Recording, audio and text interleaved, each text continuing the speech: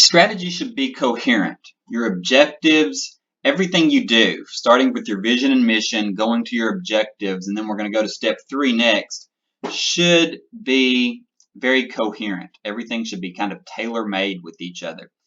And so what I'm going to show you now is an example of that. All right, so let's view this report, a strategic analysis for a dog biscuit company. All right, so we've got two choices. We can either go with bargain-oriented dog owners who want a large variety of dog treats without breaking their budget. That's one market segment. Or health-conscious dog owners who will pay a premium for specialty dog treats. All right, and with our bargain segment, there's a 10% profitability per unit. With the gourmet segment, there's a 50% profit margin per unit. For either segment, you're not going to be able to expect significant profits during the first year of business. All right, the market size. The bargain segment, we think we can sell 10,000 pounds of this stuff every year. The gourmet segment, 1,000 pounds each year. All right, and for manufacturing, we can either set up a commercial kitchen at home or outsource production to a family friend in a country with low production costs. So we need to make a decision. And I am, since the class is not present, I'm going to make the executive decision that we are going to go with the organic gourmet biscuits for the canine connoisseur because, you know, we really love dogs and we're going to treat them to these high quality products. All right. And just as an aside, and I'll get back to this, for a small business owner, it usually makes sense to differentiate and focus on quality rather than to try to mass produce and focus on cost. All right, now we want our strategy to be cohesive. We want it to all line up. So we need some strategic thrusts for our company. Do we want to achieve profitability via high sales and low cost, or achieve profitability through low sales and high margins? Well, because we're going high end, we know that that demographic is smaller. We know that the profit margin is potentially greater. So we're going to try to create a very high quality product and sell it at a premium price. So I'm going to go ahead and select this one. All right. Do we want to focus on quality and distinctive branding, or do we want to focus our marketing on thrifty dog owners? Well, we want to focus our marketing on accentuating the fact that we're high quality and that we're distinct and unique, because that is in line with our strategic objective of going after this market of the canine connoisseurs that really care about quality. All right. And then for the last choice, are we trying to expand slowly and maintain a boutique homemade image, or are we trying to reach large markets quickly? Well, if you think about what we're trying to do with our smaller production and our high quality image, really it makes more sense. You know, maybe we might try to get ambitious and reach large markets quickly, but things might get away from us if we do that. We want to really have tight control over our image. We want to make sure that we kind of hone in and make sure that our quality is there. And so we don't want to amp up and try to mass produce this stuff, which may result in harm to the quality, but we want to expand slowly and maintain our homemade high quality image. All right, let's look at our next level, strategic thrusts on a functional level. All right, so for marketing, with our marketing campaigns, do we want to target a smaller, high margin segment of affluent, health-conscious customers? Yeah, that makes sense given our overall objective. Do we want to target a larger, price-conscious customer segment? No, we're not trying to go for those customers because our dog biscuits are expensive, and so they're not going to appeal to them.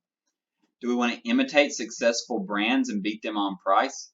Well, the fact that we're going for quality and trying to make something kind of better than what's out there really discourages us from doing that. Or do we want to offer health-focused organic products at a premium price? We want to do that. All right, looking at sales channel. Are we going to mass distribute large discount pet food retail chains? Are we going to try to go to the big box stores? Or are we going to use selective distribution through local organic pet and grocery stores?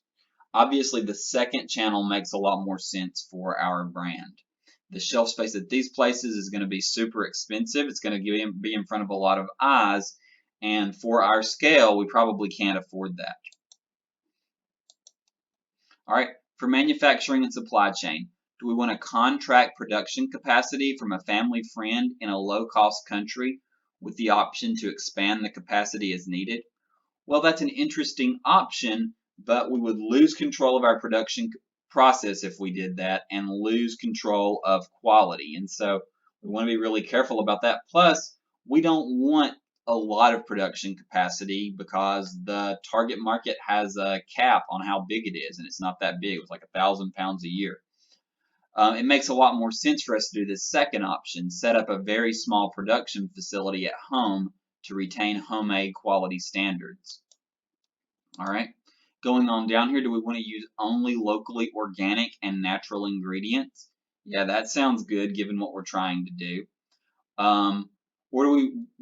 Or do we want to use food industry leftovers and cost efficient ingredients? Well, if you look, these two are kind of very opposites. For our high-end dog biscuit, health-conscious consumers that we're after, this is the route we're going to want to go. This is what is cohesive with our strategy. All right. Finally, finance. This is a good one to think about. Do we want to minimize financial leverage? Do we want to use our own resources and grow profit as allows it? Or do we want to use aggressive financial leverage to support fast growth and aggressive pricing? This one's not quite as in-your-face obvious as the others, but think about the other things we want to do. We chose selective distribution rather than mass distribution. Selective distribution through smaller places is going to be cheaper. We chose setting up a small facility at home rather than a large production facility. We chose expensive ingredients, which that would drive costs, but not as much as the other two things. All right. And so because the choices we're making in the other areas aren't as expensive, our finance should be consistent with that. And so we're going to minimize financial leverage. Financial leverage is fine at some point, right? If we really need to be aggressive and go for it risk-wise. But for right now, we want to be very careful with our quality, with our brand image. We're going to grow slowly. So with that in mind, we want to minimize financial leverage. All right. I'm not going to go through the individual tactics up here at the top. It's kind of more of the same. The idea here is that one thing flows from the next, right? We made our strategic objective of providing organic gourmet biscuits for the canine connoisseur. Then we had strategic thrusts that went along with that, achieving profitability through low sales volumes and high margins, focusing on quality and distinctive branding, and expanding slowly to maintain that boutique homemade image. And then at the functional level, we looked at marketing, sales channel, manufacturing, and financing. We see that our decisions are in support of the rest of our strategy. So after we come up with our mission and vision, our objectives need to support that.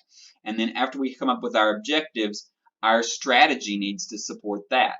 Okay, so that's what I mean by building a cohesive or coherent, kind of synonyms there. Cohesive means it all binds together. Coherent means that it completely makes sense as we read through it, that everything lines up. There aren't things that are at odds with each other.